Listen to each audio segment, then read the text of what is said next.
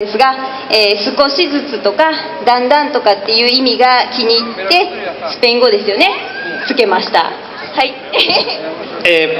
A ver, para satisfacer la curiosidad de Yuri, que le ha preguntado ¿y por qué el nombre, no, de poco a poco? Entonces, la respuesta es porque, bueno, poco a poco no es como poco a poco, ¿no? Somos chutto. Y eligieron el nombre en español, ¿no? ¿Cómo Spengo te dice, no?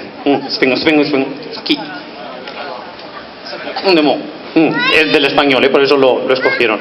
Como chivamos, Spain de escala. Chutto, se dice, ¿no?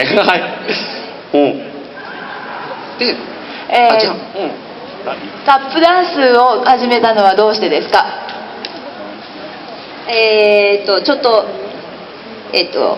他の人とは違うダンスをやりたかったからです。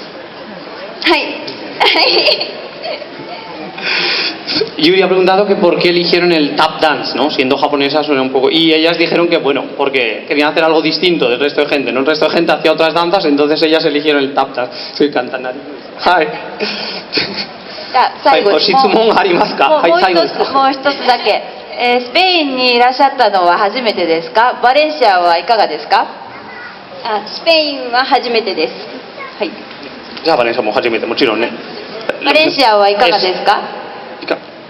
バレンシアはすごく皆さん温かくて日本にも興味持ってくださってるみたいでどこへ行っても温かく迎えていただいてすごく楽しく過ごしています。はい、大好きです。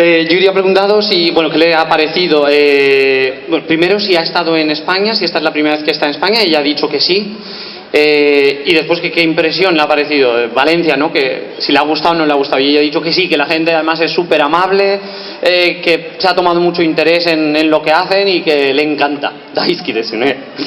Que le encanta. どうもありがとうございました。